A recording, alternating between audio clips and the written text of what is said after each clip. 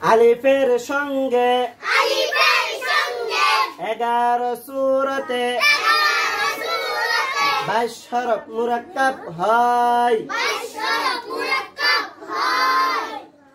মুরাক্কাব ডানের হরফকে